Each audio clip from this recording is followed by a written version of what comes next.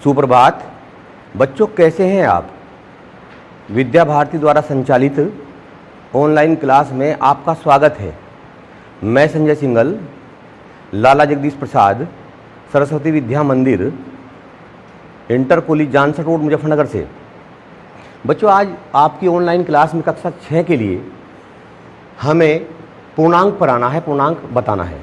उससे पहले हम आते हैं प्राकृतिक संख्याओं पे। प्राकृतिक संख्याएं क्या होती हैं? जो संख्याएं वस्तुओं को गिनने अथवा क्रम में रखने के लिए प्रयुक्त होती हैं, प्राकृतिक संख्याएं कहलाती हैं। जैसे 1, 2, 3, 4 इत्यादि। पूर्ण संख्याएं किसे कहेंगे बेटे? देखा होगा आपने कि प्राकृतिक संख्याओं में शून्य इस्तेमाल नहीं हुआ। अगर हम शून्य को भी प्रयुक्त कर लें, 0, 1, 2, 3, 4, 5 प्राकृतिक संख्याओं के साथ में हमने शून्य को प्रयुक्त किया, तब ये क्या कहलाती है? पूर्ण संख्याएं। अच्छा, अब आते हैं पूर्णांक पे। कोई बच्चा बताएगा अभी पूर्णांक किसे कहेंगे? पूर्णांक के बारे में अच्छी तरह समझिए। धनात्मक प्राकृतिक संख्याएं, ये कैसी संख्याएं हैं? धनात्मक जो प्राकृतिक संख्याएं हैं, और इसमें हमने शून्य को भी शामिल किया है। और ऋणात्मक परमेय संख्याएं, इनका जो संग्रह है, जो समूह है, धनात्मक प्राकृतिक संख्याएं, ऋणात्मक प्राकृतिक संख्याएं और शून्य को मिलाकर जो संग्रह बना, वो क्या कहलाएगा? पूर्णांक कहलाएगा। आज हम आपको संख्या रेखा पर पूर्णांकों का जोड़ना समझाएंगे। ये बेटे देख रहे होगे आप, संख्या रेखा है जिस पर आप देख रहे हैं, इसके बीचों बीच शून्य लिखा है। शून्य एक ऐसा पूर्णांक है जो न धनात्मक होता है और न ही ऋणात्मक होता है। इसके दाईं ओर कैसे पूर्णांक होते हैं? धनात्मक। 1, 2, 3, 4, 5, 6, 7, 8। इनको हमने समान दूरियों पर रखा है, प्रत्येक बिंदु समान दूरी पर है। तो 0 से दाहिनी तरफ जब हम चलते हैं तो धनात्मक पूर्णांक आते हैं, और 0 के बाईं तरफ जब हम आते हैं तो ऋणात्मक पूर्णांक होते हैं। ऋणात्मक पूर्णांक धनात्मक पूर्णांकों से छोटे होते हैं। आपको 4 के साथ में 2 जोड़ना है। धनात्मक पूर्णांक 4 के साथ में 2 जोड़ना है। कैसे जोड़ेंगे? आप शून्य से प्रारंभ करके 4 कदम दाहिनी तरफ आगे चलते हैं। 1, 2, 3, 4। इसमें आपको धनात्मक पूर्णांक 2 जोड़ना है। अब 4 से प्रारंभ करके 4 के दाहिनी ओर 2 कदम और चलते हैं, 5 और 6। यहां आपने 4 दिखाया, प्रदर्शित किया, यहां आपने 2 दिखाया, तो जोड़ के क्या बना? 0 से 6 तक, यहां तक जो है, जहां तक हम 6 पहुंचे, कितना बन गया? 4 + 2 = 6। तो ये 2 पूर्णांकों का हमने, जो धनात्मक पूर्णांक थे, उनका योग सिखाया है।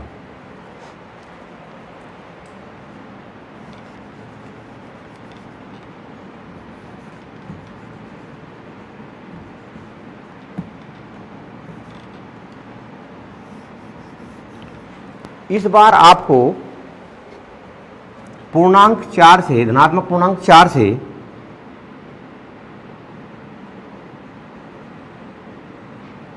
धनात्मक पूर्णांक 2 घटाना है। तो देखिए इसके लिए हम क्या करेंगे, जरा ध्यान दीजिएगा। हम शून्य से प्रारंभ करके 4 कदम दाहिनी तरफ चलते हैं, और यहां हमने प्लस का 4 पूर्णांक लिखा। अब हमें 2 घटाना है, धनात्मक पूर्णांक 2 घटाना है। तो इसके लिए हमें बाईं तरफ चलना होगा। तो 4 से हम बाईं तरफ 2 कदम चलते हैं।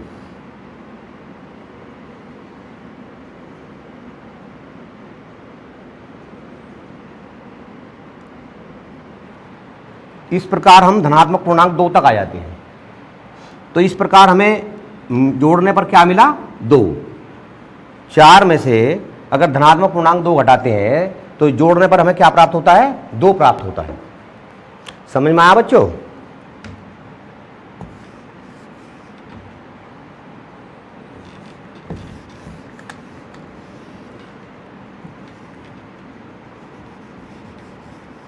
अब हम आपको 2 ऋणात्मक पूर्णांकों का योग दिखाएंगे।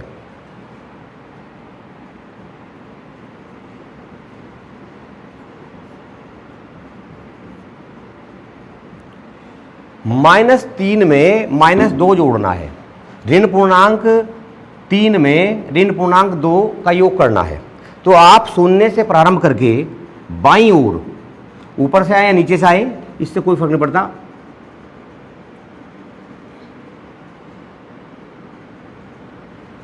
आप शून्य से प्रारंभ करके बाईं ओर 3 कदम आ जाएंगे और इस पर -3 लिख देंगे यहां पे तथ्य पे। अब आपको -2 और जोड़ना है, तो आप -3 से प्रारंभ करके बाईं तरफ 2 कदम और चलेंगे।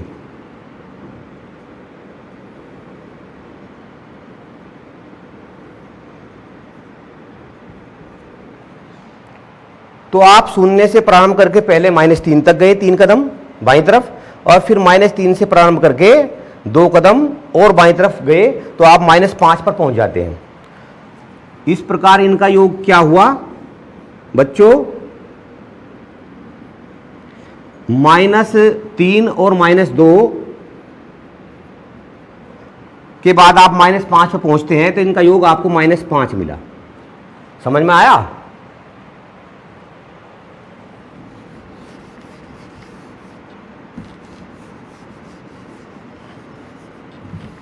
अब हम आपको धनात्मक पूर्णांक 4 से, तो आप 2 कदम फिर वापस आएंगे। अभी मैंने इससे पहले भी यही बताया था आपको, 2 कदम पीछे आए थे हम, 1 और 1 2।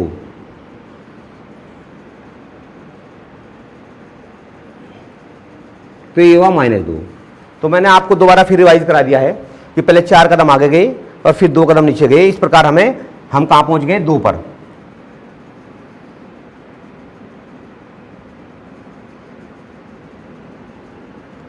तो ये हमारा 2 घटाने के बाद मिला। देखो बच्चों, मैंने 2 बार बताया। अगर बेटे हमें 5 में से 3 घटाना हो तो कैसे घटाएंगे? उसके लिए भी हम शून्य से 5 कदम दाहिनी तरफ चलेंगे और फिर 3 कदम वापस आएंगे बाईं ओर, और हमें 5 में से 3 घटाने के बाद 2 ही प्राप्त होगा।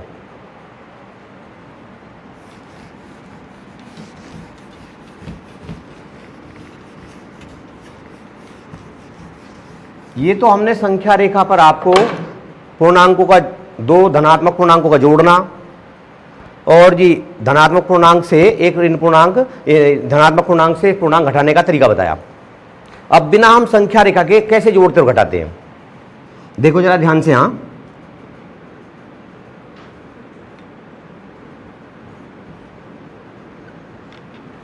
आपको धनात्मक पूर्णांक 4 से ऋणात्मक पूर्णांक 2 को जोड़ना है। तो कैसे जोड़ेंगे? 4 बाहर प्लस का चिन्ह है, तो अंदर जो पूर्णांक होंगे उनके चिन्ह बदलते हैं या नहीं बदलते हैं, ये कैसे पता लगेगा? जो यदि बाहर प्लस का चिन्ह है तो अंदर वाले पूर्णांक का चिन्ह नहीं बदलेगा, और यदि बाहर माइनस का चिन्ह है तो अंदर वाले पूर्णांक का चिन्ह बदलता है। अब आप देख रहे हैं यहां प्लस का चिन्ह है तो अंदर वाले पूर्णांक का चिन्ह नहीं बदलेगा, ये बाहर -2 ही आएगा। क्या मिला? 2। तो ये जो हमने पूर्णांकों का जोड़ना, इनका योग सिखाया, ये बिना संख्या रेखा के बताया आपको। ऐसे ही एक उदाहरण से और देखिए, -3 में -2 जोड़ना है। कैसे जोड़ेंगे? देखो बेटे, यहां तो पहले वाला जो पूर्णांक आप देख रहे हैं -3, इससे पहले कोई चिन्ह नहीं लगा, आप प्लस मान लेते हैं। प्लस मानते हुए जब आप बाहर निकालेंगे तो ये -3 ही मिलेगा। आगे देखो, आप दूसरे वाला पूर्णांक जो है -2, उससे पहले चिन्ह कहेगा प्लस का, यहां भी आपको चिन्ह नहीं बदलना है, -2 लिखा। क्या मिला? -5। तो आप पहले उदाहरण में देख रहे थे, एक धनात्मक पूर्णांक था और एक ऋणात्मक पूर्णांक था, उनका योग क्या आया? 2।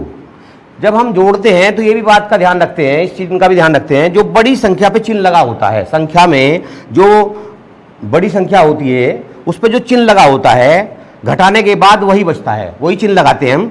जैसे 4 में से 2 घटाया आपने तो 2 मिला, तो चिन्ह कौन सा लगेगा? चिन्ह लगेगा जो बड़े वाले पूर्णांक का चिन्ह है, यानी 4 से पहले क्या चिन्ह मानते हैं? प्लस का, तो आप प्लस का 2 लिखेंगे यहाँ पे। अब चिन्ह लगाए ना लगाए प्लस का 2 ही माना जाता है। ये आपने देखे हैं 2 ऋण पूर्णांक हमने लिए, जब इनको जोड़ा तो ये -3 था, ये -2 था, दोनों ही जो पूर्णांक हैं आपके ऋण वाले हैं, तो जोड़ के हमें -5 मिलेंगे। तो आप देख रहे हैं अगर 2 ऋण पूर्णांकों को जोड़ते हैं तो जोड़ने के बाद में ऋण पूर्णांक ही आपको प्राप्त हो जाता है।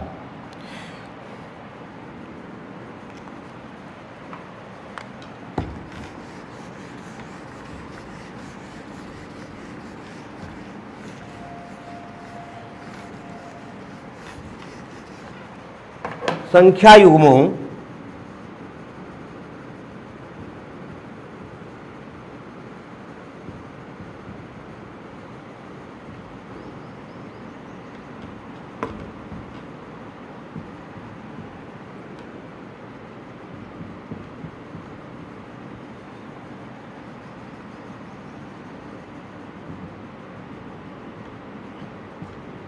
संख्या युग्म में अगर हम इन संख्याओं को जोड़ें तो हमें शून्य प्राप्त होता है। -3 में अगर प्लस का 3 जोड़ें तो हमें क्या प्राप्त होगा? शून्य। ऐसे -2 में 2 जोड़ें तो क्या प्राप्त होगा? शून्य। कि संख्याओं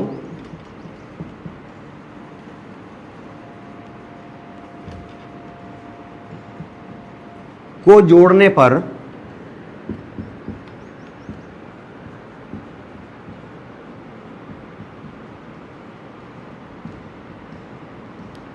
शून्य प्राप्त होता है। तो ऐसे संख्या युग्मों को, ऐसी संख्याओं को जिसमें आप -3 के साथ में 3 जोड़ रहे, -2 के साथ में 2 जोड़ रहे, हम क्या कहेंगे? ये एक दूसरे के योज्य प्रतिलोम भी कहलाते हैं। इस प्रकार की संख्या एक दूसरे की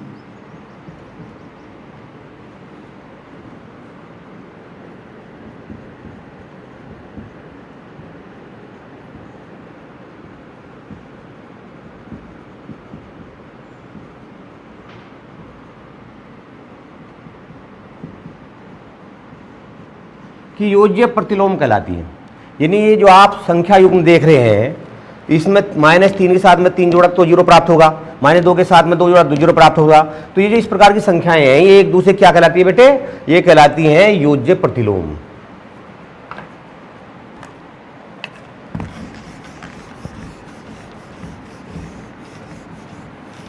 आपको संख्या रेखा पर 4 + 5 का योग दिखाना है। -4 -3 का योग दिखाना है।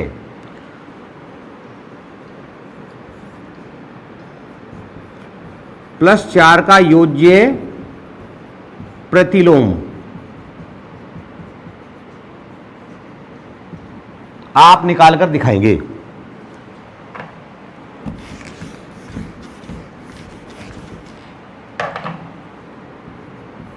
इसी प्रकार -5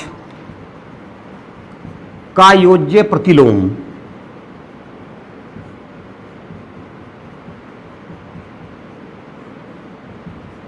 आप निकालेंगे। निकाल लोगे ना? बहुत ही आसान है, निकाल लोगे आप। कोई दिक्कत होगी ऑनलाइन क्लास में हम फिर आपको बताएंगे।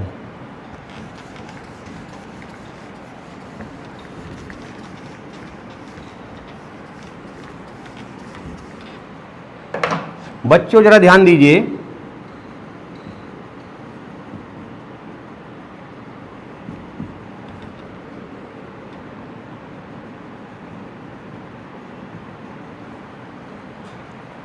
ये आप देख रहे हैं रिक्त स्थान के बाईं ओर -3 पूर्णांक में जोड़ना है -4, और रिक्त स्थान के दाईं ओर धनात्मक पूर्णांक में धनात्मक पूर्णांक 7 में धनात्मक पूर्णांक 4 जोड़ना है। अब हमें बीच में जो रिक्त स्थान आप देख रहे हैं, इसमें से आपको चिन्ह लगाना है ग्रेटर देन, लेस देन या फिर इक्वल टू वाला। तो कैसे पता लगेगा इसमें चिन्ह ग्रेटर देन का आएगा, बीच में लेस देन का आएगा या बराबर का आएगा? इसके लिए हम रिक्त स्थान के जो बाईं ओर पूर्णांकों का योग लिखा है ना, वो जोड़ लेते हैं। कितना योग आएगा? -3, क्योंकि बाहर प्लस का चिन्ह है, नहीं भी लिखा है तो प्लस का ही मानते हैं, फिर प्लस का चिन्ह है तो बाहर निकलेगा तो ये भी -4 आएगा। इस प्रकार जोड़ने क्या मिला हमें? -7। दो ऋणात्मक पूर्णांकों को जोड़ने पर हमें एक ऋणात्मक पूर्णांक ही प्राप्त होता है।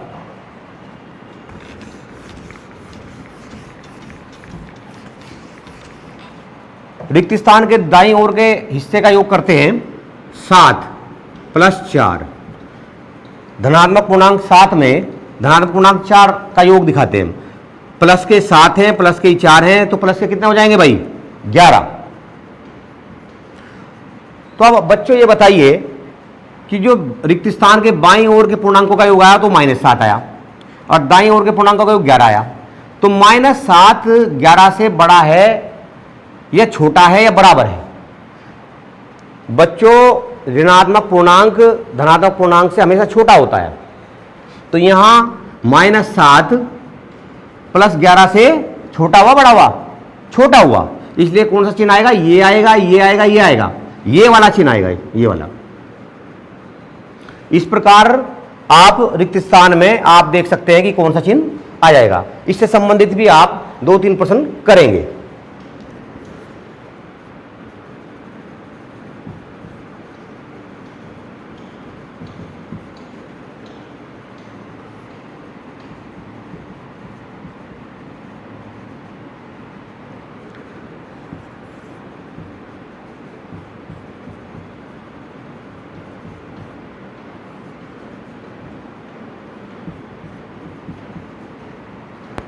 जब बराबर का चिन्ह लगाएंगे तो ये आपके बाईं ओर का जो पूर्णांकों का योग है, दाईं ओर के पूर्णांकों का रिक्त स्थान के, वो बराबर आ जाता है योग।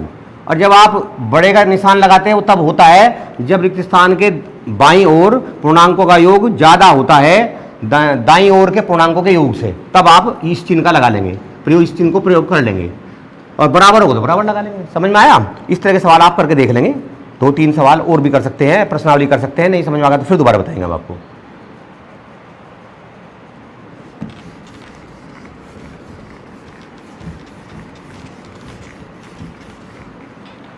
संख्या रेखा पर एक बार और ध्यान से देखें।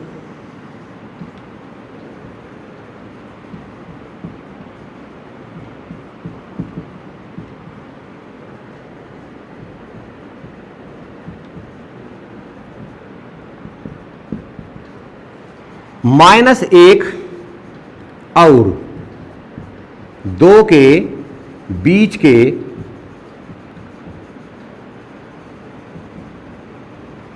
सभी पूर्णांक आपको आरोही क्रम में लिखने हैं।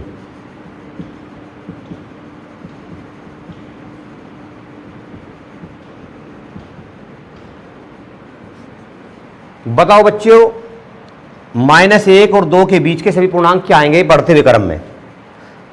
बढ़ता क्रम हमने पहले भी वीडियो में बताया था कि ये सीढ़ी पर चढ़ता क्रम है, यानी सबसे पहले छोटी संख्या, फिर उससे कुछ बड़ी संख्या, फिर उससे कुछ बड़ी संख्या, लास्ट में सबसे बड़ी संख्या आती है।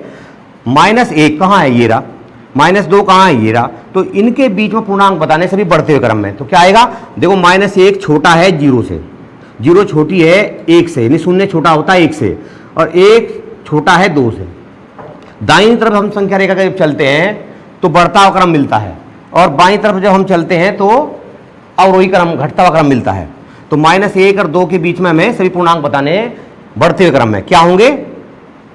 0, 1, यही तो होंगे, क्योंकि हमें -1 और 2 के बीच के पूर्णांक देखने थे बढ़ते हुए क्रम में, तो 0 और 1। ऐसे ही आप संख्या रेखा की सहायता से पूर्णांकों के बीच के सभी पूर्णांक निकाल सकते हो, आरोही क्रम हो चाहे वो अवरोही क्रम हो। अवरोही क्रम में निकालना हो तो आप इस तरफ को चलेंगे, बाईं तरफ को चलेंगे। जैसे 3 और -1 के बीच के सभी पूर्णांक अवरोही क्रम में।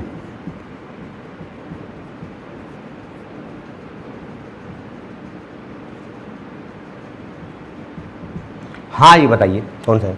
3 और -1।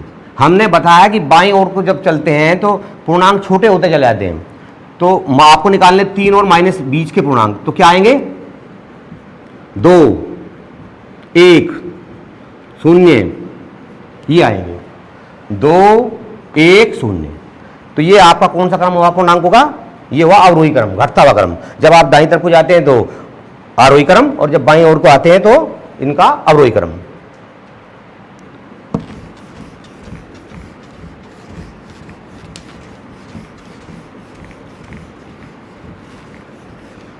बिना संख्या रेखा के ही आपको इस प्रश्न पर जरा ध्यान दीजिएगा।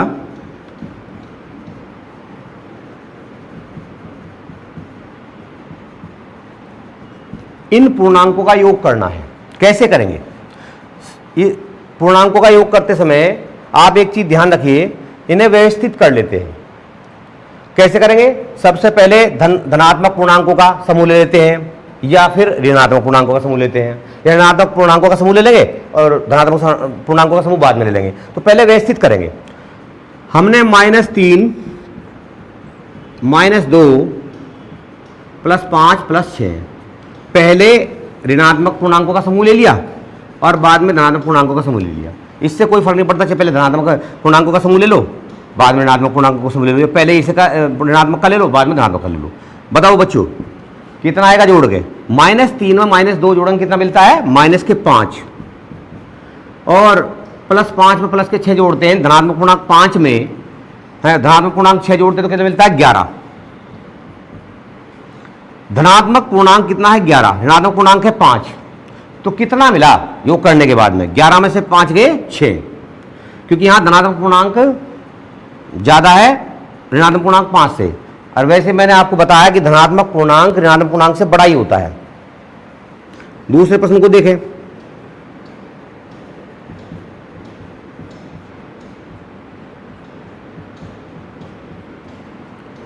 इन पूर्णांकों का योग कैसे आएगा? आपने धनात्मक पूर्णांकों को पहले लिया, धनात्मक पूर्णांकों पे आप ब्रैकेट लगाओ या ना लगाओ, ऋणात्मक पूर्णांकों पे ब्रैकेट लगाना आवश्यक होता है, क्योंकि बाहर चिन्ह को देख के फिर हम उसको खोलते हैं, पता लगाते हैं कि वो माइनस का चिन्ह हो जाएगा उसका या प्लस का हो जाएगा। 8 + 2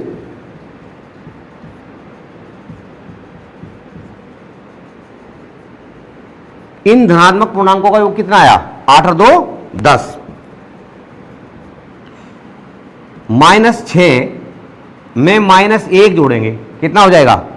-7।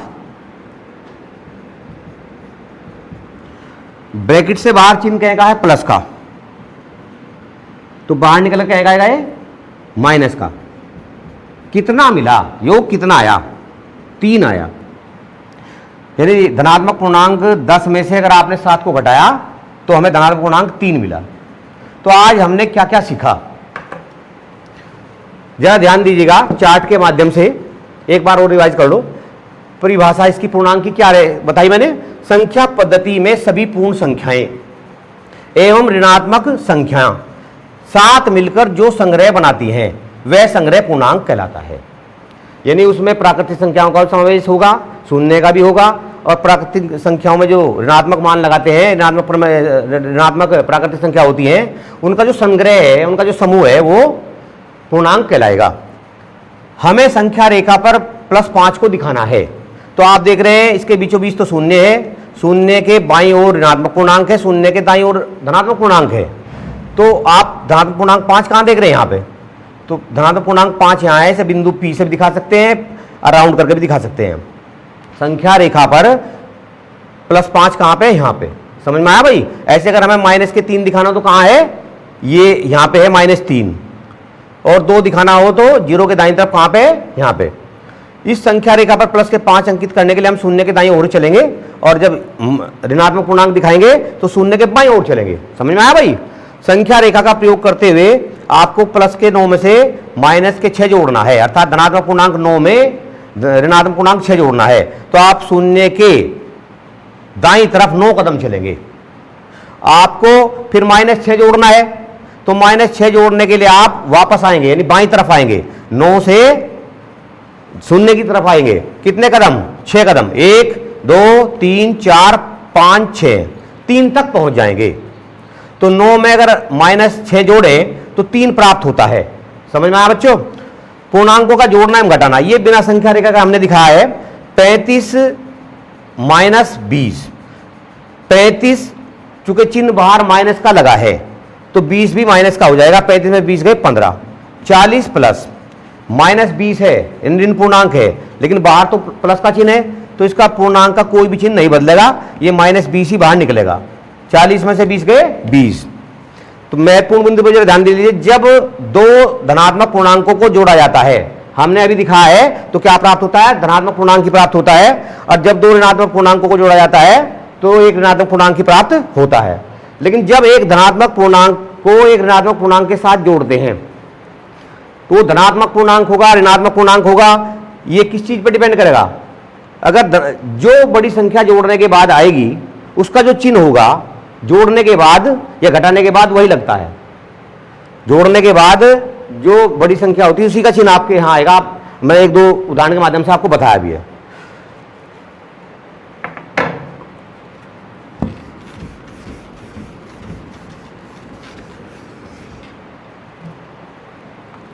इन प्रश्नों पर जरा ध्यान दीजिए। -8 +8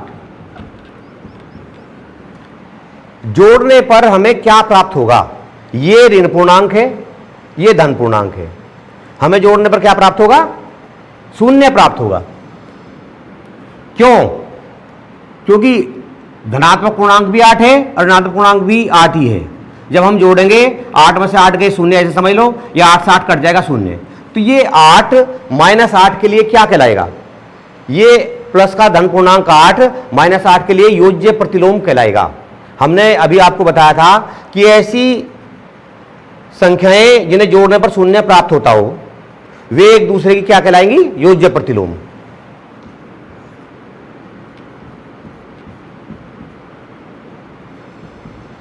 बहुत ही आसान सी बात है क्योंकि मैंने अभी समझाया है। बताओ इसका योग क्या आएगा भाई? हाँ, शून्य ही आएगा, क्योंकि धनात्मक पूर्णांक 6, धनात्मक पूर्णांक 6 और 6 में से 6 गए, जब आप बाहर निकालोगे तो ये माइनस का ही मिलेगा, क्योंकि कोई भी चिन्ह नहीं होता लगा है यहाँ पे, लेकिन प्लस का मानते हैं हम यहाँ, और ये प्लस का 6 यही, तो 6 से 6 कटने के बाद में इस प्रकार शून्य ही प्राप्त हो जाता है। इसका मतलब आपके समझ में आया। इस प्रकार के प्रश्न आप और भी करेंगे प्रश्नावली के।